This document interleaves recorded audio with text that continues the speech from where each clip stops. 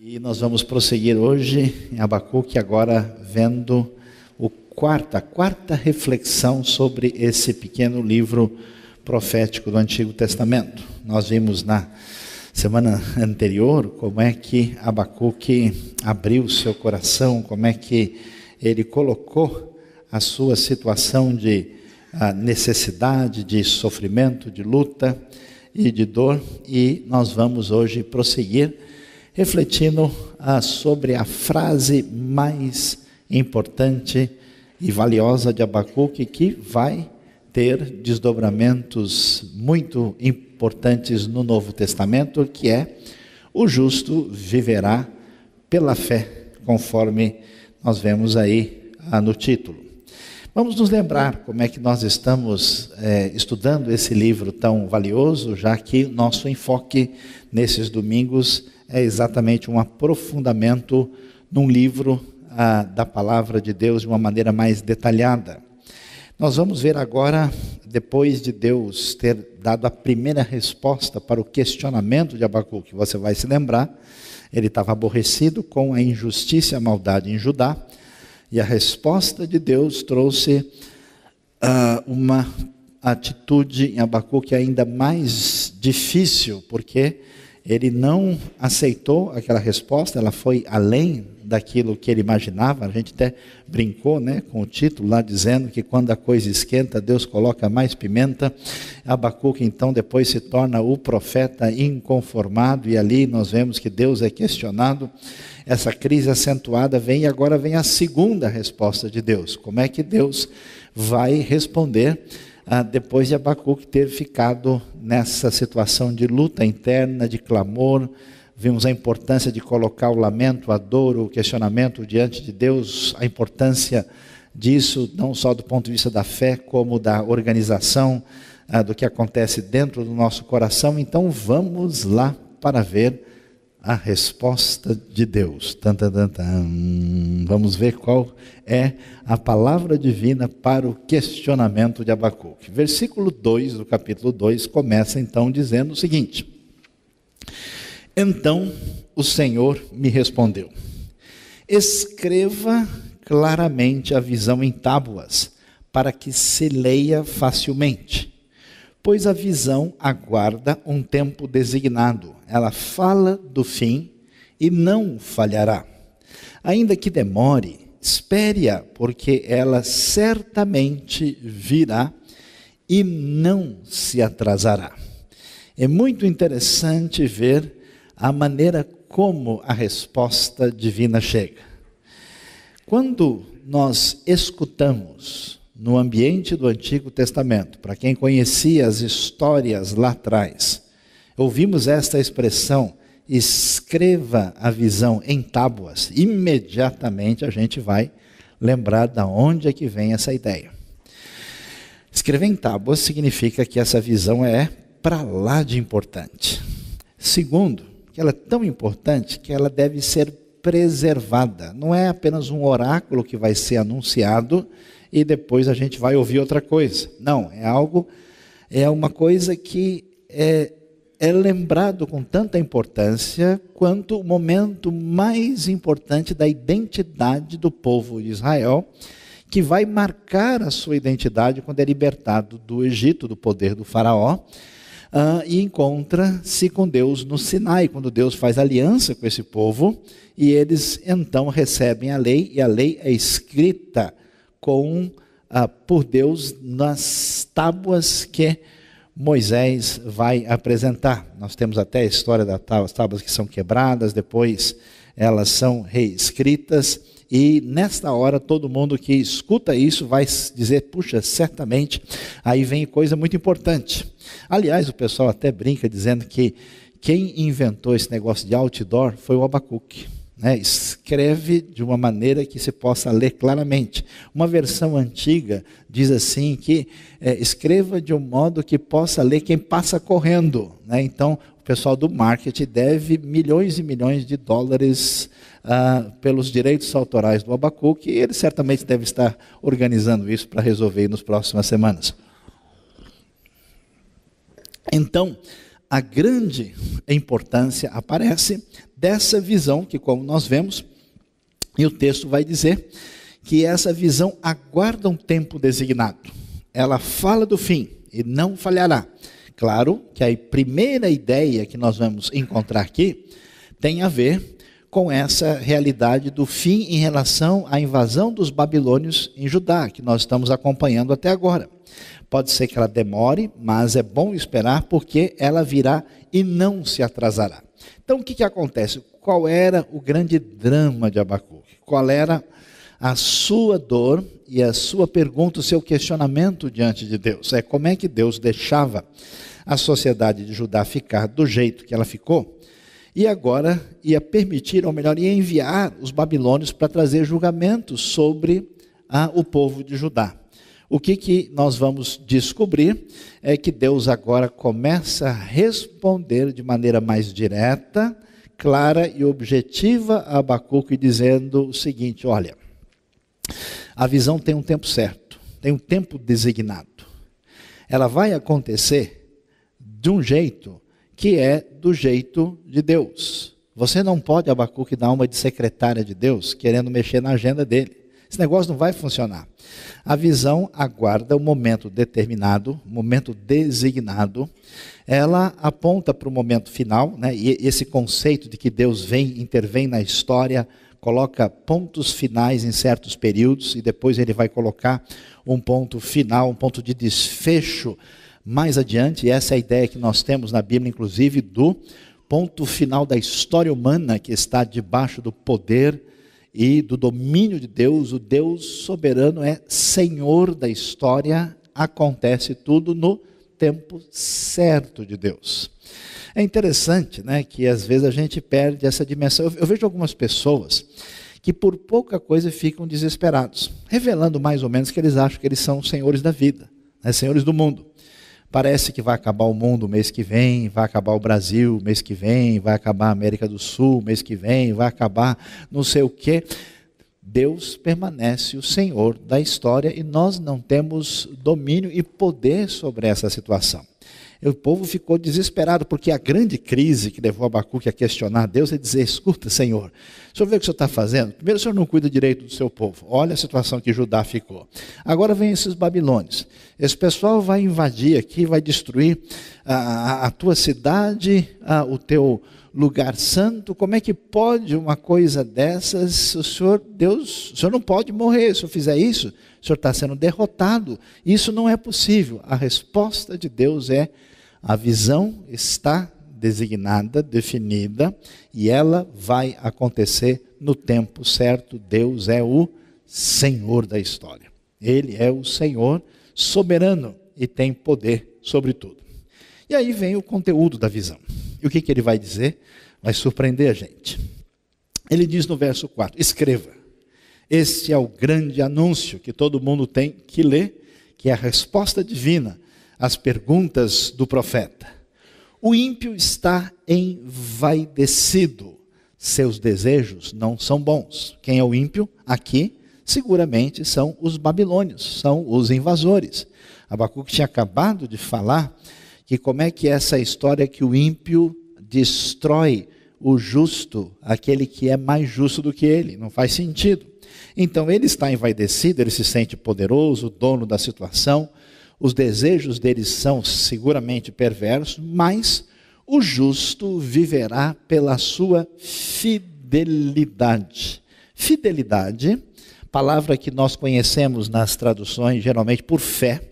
Na verdade, na língua hebraica, fidelidade e fé são a mesma palavra. É uma palavra bonita, simpática, inclusive a gente diz emuná, hatzadik bemunato yechie, vai dizer o texto original. E ele vai dizer o seguinte, e surpreende, porque o que a gente esperaria da parte de Deus? Que Deus desse uma resposta dizendo: Abacuque, veja, eu vou resolver toda a situação. Ou Abacuque, não se preocupe, a situação do ímpio é X. E ele começa introduzindo a questão do justo, dizendo: o justo irá viver, ou permanecer, ou perseverar, ou prosseguir, ou seja, por causa da sua fé, fidelidade, que é aquilo que segura a relação da aliança entre a pessoa que serve a Deus e o próprio Senhor. Mas isso aqui é importante demais, a gente vai segurar, vai deixar aqui do lado, daqui a pouco a gente volta para ver a continuação de Abacuque 2 e ver o que é que Deus responde às dúvidas do profeta. Ele vai a partir do verso 5, e do verso 5 até o verso 20 nós temos todo um relato detalhado, muito claro, quando Deus vai dizer o seguinte: de fato, a riqueza é ilusória, falando claramente do poder da Babilônia, e o ímpio é arrogante e não descansa. Ele é voraz como a sepultura e como a morte. Nunca se satisfaz. Apanha para si todas as nações e ajunta para si todos os povos. Todos estes povos um dia rirão dele com canções de zombaria e dirão. Qual era o problema de Abacuque? É o problema de muita gente desanimada no nosso ambiente, às vezes, cristão, que tem a impressão que Deus deixou tudo para lá e perdeu o controle da história. A maneira como a gente às vezes reage, né? Como a gente fica desesperado, às vezes esperando o pior, dá essa impressão. E o que Deus vai dizer para Abacuque? Olha, não se preocupe, porque Deus está no domínio e no controle da situação, de tal maneira que essa nação, dona do poder, dona das riquezas, dona do cenário político internacional, e que vem para trazer julgamento sobre Judá, essa nação vai fazer tudo isso, mas preste atenção, porque um dia vai chegar o momento deles. Os povos vão dar risada e vão trazer canções de zombaria, falando da queda do poderio babilônico, queda que não vai demorar muito tempo. A maior parte dos estudiosos acredita que Abacuque escreveu essas palavras que nós lemos aproximadamente entre os anos 605 e 597. E em 539, o famoso rei Ciro da Pérsia vai colocar um ponto final no poder da Babilônia, e o poder babilônico nunca mais vai se levantar. Então a coisa não demora muito tempo, isso vai acontecer. Babilônia destrói Jerusalém, como nós vimos em 586, mas o seu fim estava próximo e chega lá. Por quê? Porque o que Abacuque precisa ouvir e o que a gente precisa pensar e lembrar é que o julgamento divino virá. Qualquer nação, qualquer pessoa, qualquer indivíduo em condições de exercer poder e força sobre os outros pode agir do jeito que quiser, mas o julgamento irá chegar. E que tipo de julgamento? Vamos ver. O texto de Abacuque coleciona 5 ais, que estão organizados direitinho no capítulo 2. Então é o capítulo do ai, ai, ai, ai, ai. São 5, né? E ai, ai, ai, ai, ai de você se não estudar direito. O texto vai dizer o seguinte: ai daquele, expressão que evoca esse julgamento divino, que amontoa bens roubados e enriquece mediante extorsão. Até quando isto continuará assim? Não se levantarão de repente os seus credores? Não se despertarão os que o fazem tremer? Agora você se tornará vítima deles, porque você saqueou muitas nações, todos os povos que restaram o saquearão, pois você derramou muito sangue e cometeu violência contra terras, cidades e seus habitantes. Ô Babilônia, você acha que você domina e manda no mundo? Pois é, vai chegar a sua hora, Abacuque, não se preocupe não. O pessoal saiu saqueando e roubando. Isso é uma coisa triste e lamentável, né? Às vezes a gente fica até chateado, dá uma dor abacúquica assim no coração, né? Porque há várias regiões do mundo onde há miséria, sofrimento, injustiça, conflitos, guerras e mortes, mas não há nenhum fator econômico preponderante para ninguém levar vantagem. Aí ninguém coloca as mãos lá. Mas quando a situação envolve interesse econômico, aí aparecem em tese os direitos das pessoas que precisam ser defendidos, e quantas vezes a questão é essencialmente econômica. Qual é a grande motivação dos conflitos mais perversos da história humana? É unicamente desejo de domínio e poder e domínio financeiro, domínio econômico. E aqui nós vamos ver exatamente isso. Babilônia, você saiu roubando todo mundo, extorquindo, vai chegar a sua vez, porque você saqueou e um dia você será saqueada. Aí uma cidade importante, a grande e importante cidade de Megido, do Vale do Armagedon, que marca a vitória da Babilônia na região. Quando a Babilônia vence o exército egípcio do faraó Neco no ano 609, e onde acontece a famosa morte do rei Josias, o último rei importante, grande e valioso de Judá, que vai morrer nessa batalha, aí próximo de onde você está contemplando, e que marca esse momento difícil da história. A partir daí é que Deus vai começar a incomodar tanto o coração de Abacuque através desse lamento que se desdobra nessa profecia tão importante. E o que acontece na sequência? Ai daqueles que roubam e praticam extorsão. Mas ai daqueles que obtêm lucros injustos para a sua casa, para pôr seu ninho no alto e escapar das garras do mal. Ninho no alto, aquela ideia de ficar numa cidade elevada, bem protegida, para escapar de qualquer infortúnio. Você tramou a ruína de muitos povos, envergonhando a sua própria casa e pecando contra a sua própria vida. Pois as pedras clamarão da parede, as vigas responderão do madeiramento contra você. Existe roubo e extorsão direto, absolutamente assim, sem rodeios. Mas há aquele que obtém lucros injustos, a maneira de organizar as coisas no mundo antigo, com o poderio babilônico, e Deus mostra que ele é testemunha de tudo isso, de tal maneira que até a linguagem poética apresentada aqui, olha, lembra aquela história das pedras clamarem? Olha aqui, as pedras vão clamar da parede, elas viram tudo, as vigas do madeiramento contra você por causa da sua atitude de viver em função de lucros injustos, que é uma palavra inclusive para a gente, né? Às vezes a gente cresce na vida, fica em alguma posição importante na empresa, se desenvolve bem no plano socioeconômico, a nossa posição nos dá poder. Como é que a gente organiza isso do ponto de vista da nossa influência, do nosso poder limitado, da nossa maneira de lidar com recursos, com dinheiro? Em que medida o nosso lado possivelmente babilônico venha se manifestar? Deus certamente reprova isso.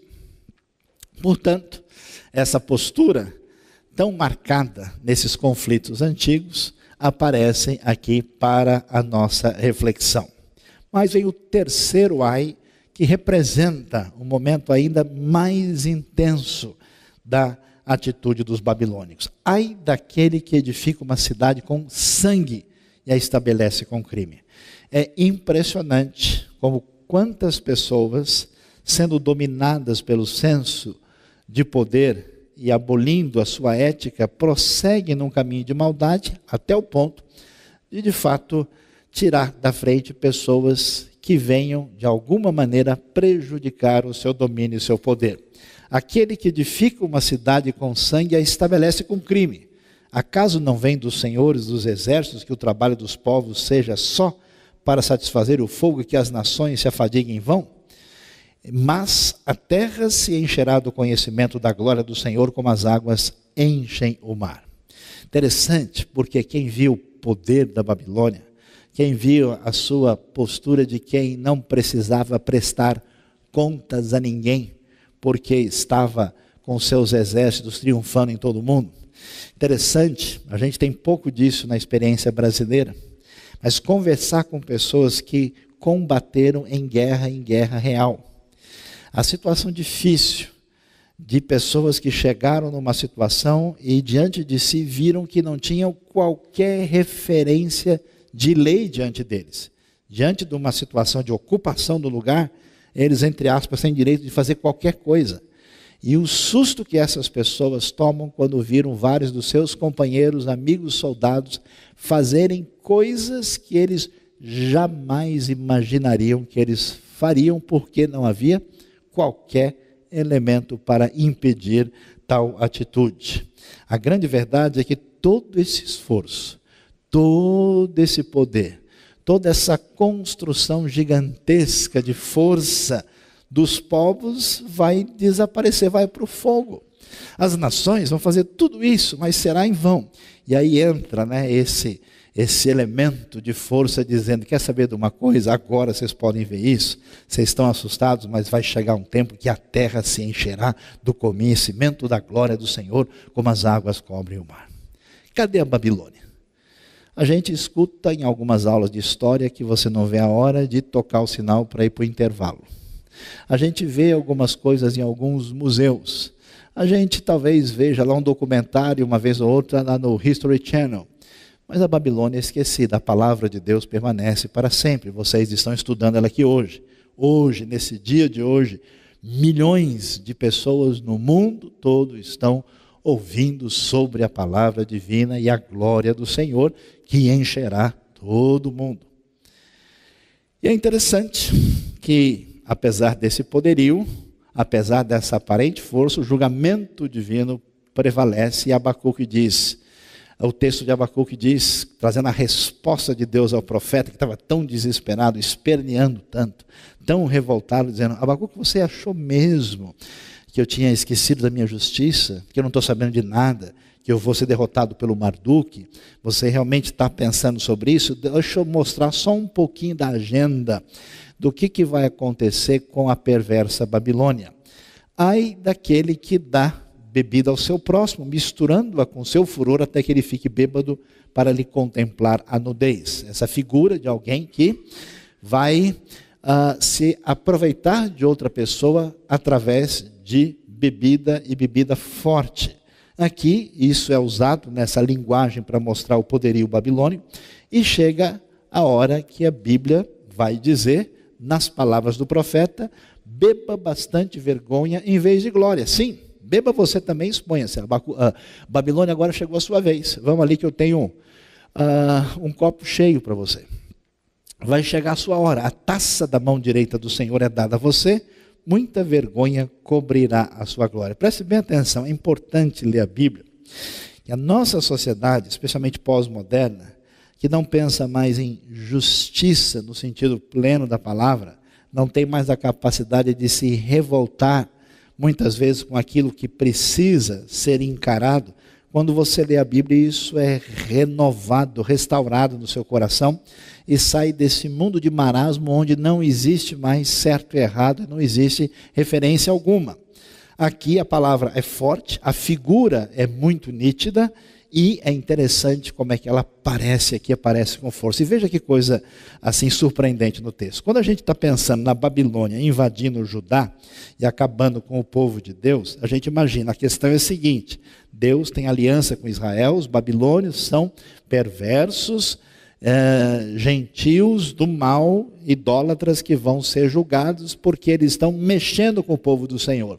A coisa vai além disso, porque o Deus que se revelou a Israel, o Deus da história, não é simplesmente um Deus israelita.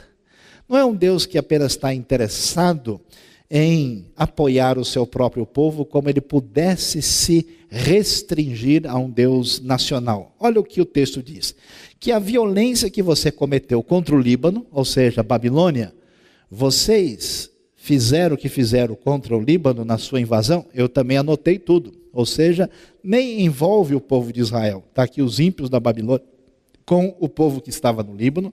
Essa violência vai alcançar você e você ficará apavorado com a matança que você fez de animais.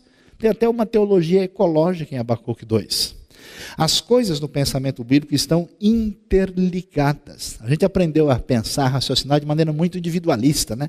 O que eu faço, ninguém tem nada a ver com a minha vida, é problema meu. No pensamento bíblico tudo está interligado, ou seja, o Deus que é o Deus da aliança, é o Deus da história, o Deus de todos os povos e o Deus da criação. Por isso, até o que vocês fizeram de maneira a destruir os animais, Deus também está sabendo de tudo e o julgamento irá chegar. Pois você derramou muito sangue e cometeu violência contra terras, cidades e seus habitantes. Portanto, o juízo virá. Quando chegamos no finalzinho do capítulo 2, vai acontecer uma coisa interessante. E se você prestar atenção, você vai ver uma coisa surpreendente, que parece que o versículo 18 e 19 estão invertidos. Porque você esperaria que começasse com ai, por uma razão que a gente não sabe, ninguém nunca explicou direito. Você fica para estudar durante a semana. O 19, na verdade, vai aparecer depois do 18, que já introduziu o assunto. Qual é o assunto? É o quinto ai, que agora não tem nada a ver com extorsão, ou com roubo, ou com dar bebida, ou com cidade construída com sangue e crime. O assunto agora é idolatria, que é o ponto de referência mais problemático, porque é uma afronta a Deus. Uma afronta a Deus e é o temor maior de Abacuque. Porque como assim? Como é que se o povo for derrotado e a cidade e o templo for conquistado pelos babilônios, não significa que o nosso Deus perdeu a sua força, como às vezes você pode sentir na sua vida? Se alguma coisa não deu certo conforme a sua expectativa, você acha que Deus perdeu alguma coisa? Eu tenho um amigo lá que está com muitas dúvidas da fé, será que Deus foi derrotado? Deus é o Senhor do universo. Deus é o Senhor de toda a terra. Um momento limitado de uma pessoa no mundo jamais pode abalar quem é o grande Deus. Por isso ele vai dizer, de que vale uma imagem feita por um escultor? Ou um ídolo de metal que ensina mentiras? Pois aquele que o faz confia em sua própria criação, fazendo ídolos incapazes de falar. Ai daquele que diz a madeira desperte, ou a pedra sem vida, acorde. Poderá o ídolo dar orientação? Está coberto de ouro e prata, mas não respira. E é interessante, né? Porque a crise do pessoal é exatamente essa. Será que os ídolos babilônicos terão poder sobre o Senhor, Criador dos céus e da terra? Abacuque ironiza isso. A mensagem de Deus diz, escuta, o ídolo de metal não ensina nada que seja verdadeiro. Na verdade, a pedra não tem vida. O ídolo pode dar orientação, pode até ter ouro e prata, mas ele nem respira. E é muito interessante o que está por trás disso aqui, porque toda a ideologia destruidora da Babilônia, ela é legitimada religiosamente. Ela é fundamentada numa visão de mundo conforme os deuses da Babilônia, e que parecem ter poder. Então o texto ironiza dizendo, imagina, isso não é nada. E vai dizer o que é mais importante de tudo nessa lista de questões apresentadas aqui com os ais. Que esse ídolo é própria criação de quem o fez. Ou seja, todo projeto perverso humano, ainda que crie mecanismos por meio dos quais a gente deu um jeito de dizer que a razão é essa ou aquela, é criação das pessoas.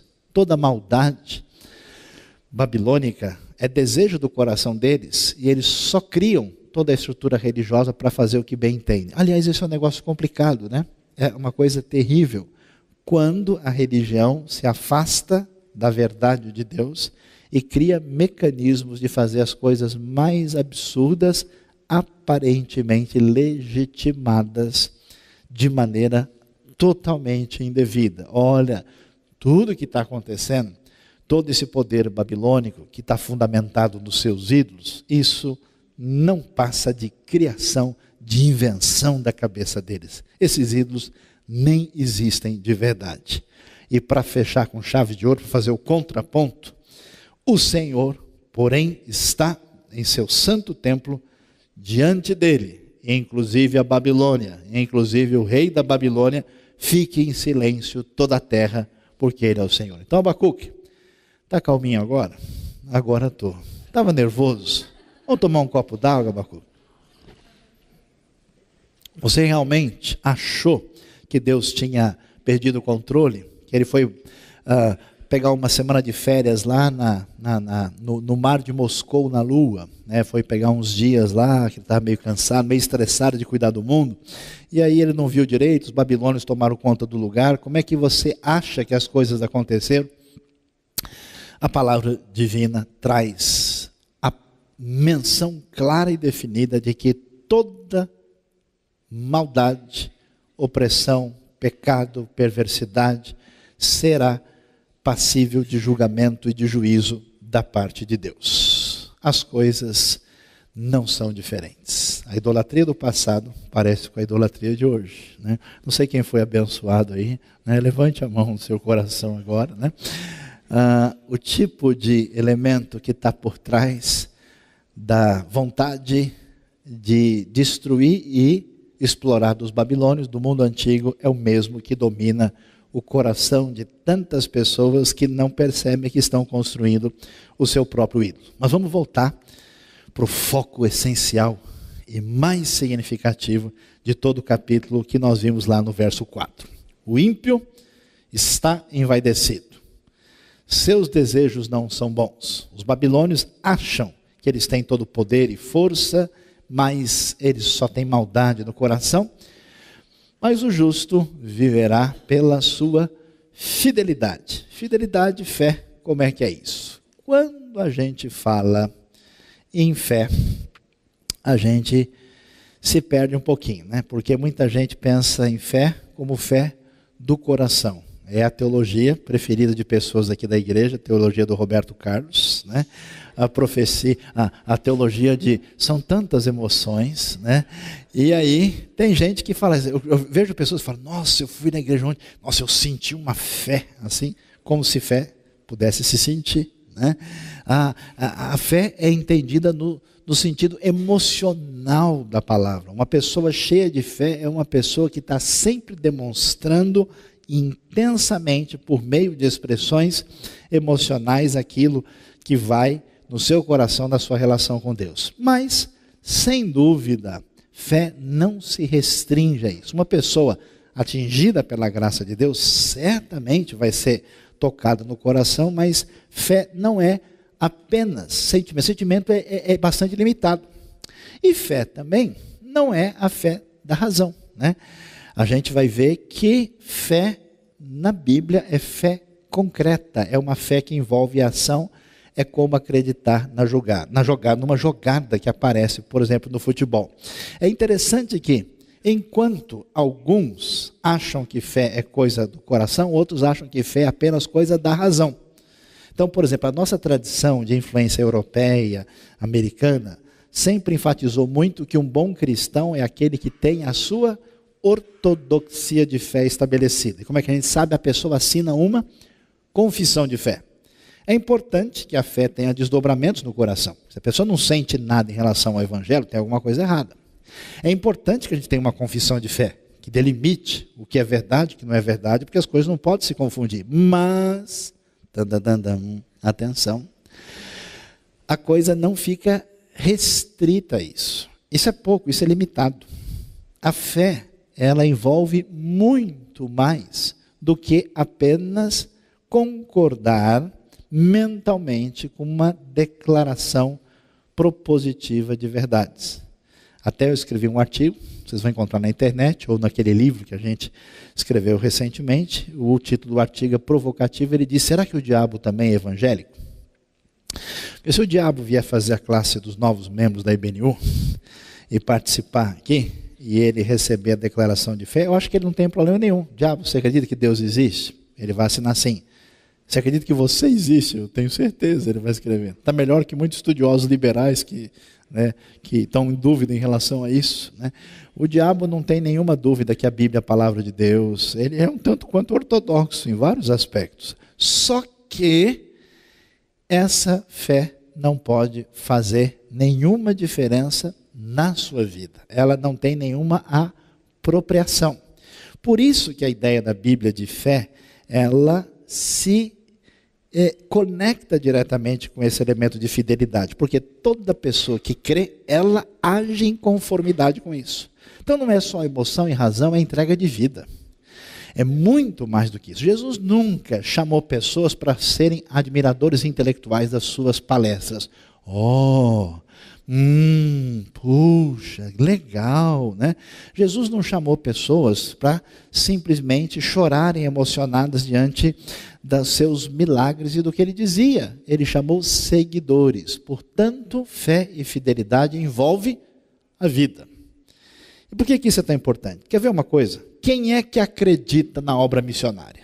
Não é a pessoa que vê um testemunho e acha bonito. É a pessoa que contribui, que dá oferta para isso. Quem é que acredita que a Bíblia é a palavra de Deus? Não é que a pessoa que balança a cabeça? É a pessoa que gasta tempo lendo e estudando. Quem não lê e não estuda não acredita. Lógico que não. Está enganando-se a si mesmo. Ninguém que acredita que um contrato é importante para comprar uma casa ou vender um carro vai passar por cima e não vai ler o contrato, porque ele sabe que aquilo tem valor. Se a pessoa leva a sério o texto, ele vai olhar com mais atenção. Agora, se ele acha que o que vale mesmo é o que ele sente de 10 em 10 minutos, ele não precisa mesmo. É igual uma pessoa que eu conheci, que ele falou que estava tão perto de Deus, em comunhão direta, que ele nem precisava mais ler a Bíblia. Morar aqui na zona sul de São Paulo. Portanto, fé concreta é a fé, como a fé do futebol, ela se reveste de fidelidade, de entrega de vida. E uma fidelidade até mais profunda. Porque um dos aspectos dessa fé é como a gente vê na palavra de Deus, que fé é o firme fundamento das coisas que não se veem. Bem-aventurados que não viram e creram. Então, um elemento fundamental da fé é que ele ultrapassa os limites da nossa razão, pois ele envolve um arriscar-se em Deus. Vocês estão seguindo uma pessoa que vocês nunca viram, e nos escritos a respeito dela que chegaram até a nós. Mesmo que haja uma grande quantidade de elementos históricos, arqueológicos, de todo tipo que venha referendar isso, a gente, na verdade, não tem condição de tomar uma decisão última sobre isso só no plano racional. A fé é a certeza daquilo que a gente não pode ver, mas pode receber de uma maneira ampla e maior. Ela envolve arriscar-se em Deus. É uma libertação do seu ídolo. Por que você tem receio de um envolvimento maior com Deus e com a sua obra? Porque você quer segurança. Você quer, vai que eu vou fazer isso, né? Vai que eu creio em Deus e dá errado. Vai que eu me arrisco em Deus e um babilônico me pega na esquina. Vai que o tio Nabuco está aparecendo por ali, né? E eu, em vez de, né? Eu vou encontrar o tio Nabuco, em vez da fé tem um trabuco. Aí o negócio, né? Não vai dar certo.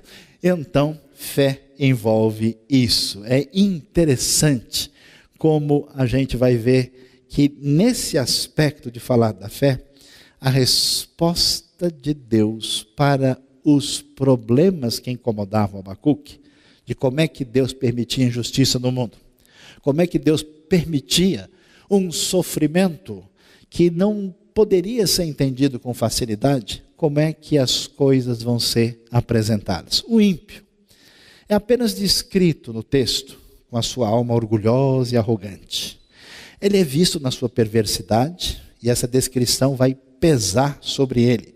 Já o justo é descrito de um modo dinâmico, porque ele vai viver, ele vai prosseguir, ele vai perseverar.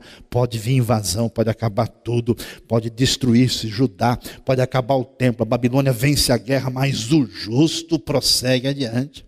Ele persevera, ele é preservado, ele vai adiante por causa da sua fé, da sua fidelidade. Há um elemento dinâmico aqui, que está ligado com esse elemento histórico de Deus ser o Senhor da história e estar ali junto com o justo, que não precisa ficar apavorado.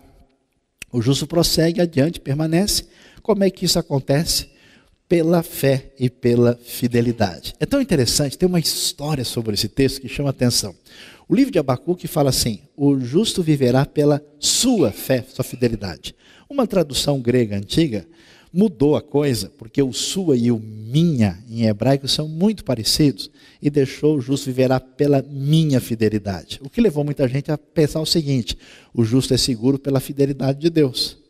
Mas o texto original diz que é pela sua fidelidade em resposta a Deus na sua relação de aliança. O apóstolo Paulo, no livro de Hebreus, quando citam o texto, eles não põem nem minha nem sua. Eles deixam o justo viverá pela fé, pela fidelidade, que é o elemento importante. Tanto Paulo como Hebreus vão citar o texto do NT sem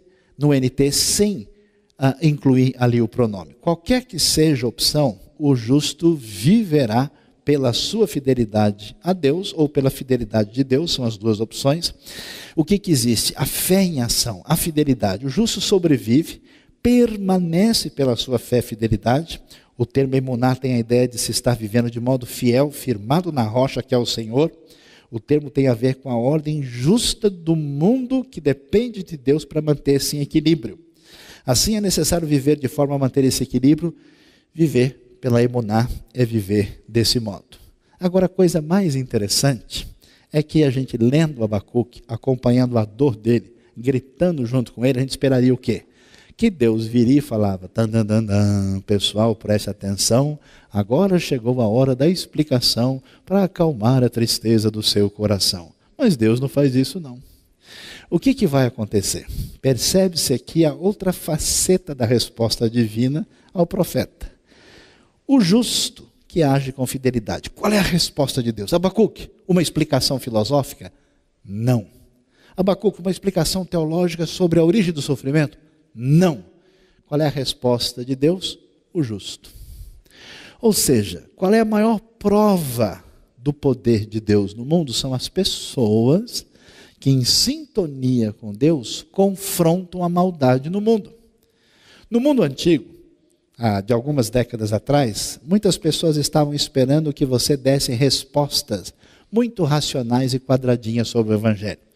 No nosso mundo pós-moderno, no nosso mundo tão marcado pela cultura existencialista, as pessoas, na verdade, vão dar atenção à figura daquela pessoa cuja vida é a marca da justiça de Deus e que vive pela fé e pela fidelidade. O impacto que uma vida tem quando ela confronta o mal, ela mexe com todo mundo. E é isso que a gente vai ver. O texto mostra a esperança na ação de Deus na história. Quem é que permanece na justiça? Quem é que permanece na fidelidade? Só quem acredita em Deus de verdade. Quem não acredita, ele vai até assim, acompanhando a gente, né? Ele canta a música, mas só a primeira parte. Essa parte ele vai. Mas na hora do conteúdo, ele não tem sintonia nenhuma. Ele não acompanha nada. Ele não tem aquilo que a fé coloca no coração de hoje, no coração da gente, hoje e sempre, que não importa o que aconteça. O mundo pode virar de cabeça para baixo. Deus é o Senhor da história e Ele levará o seu plano e o seu reino até o fim, ainda que o que eu jamais imaginei, que o templo do Senhor desapareça em Jerusalém. Ele é o Senhor e eu não abro mão da minha relação de fé e fidelidade para com Deus. Então, essa esperança provê uma condição que dá razão ao esforço do justo. Apesar disso, o texto também apresenta como resposta ao mal o próprio justo, no exercer da sua justiça. Uma resposta pouco filosófica, mas bastante realista. Quer ter impacto no mundo de hoje?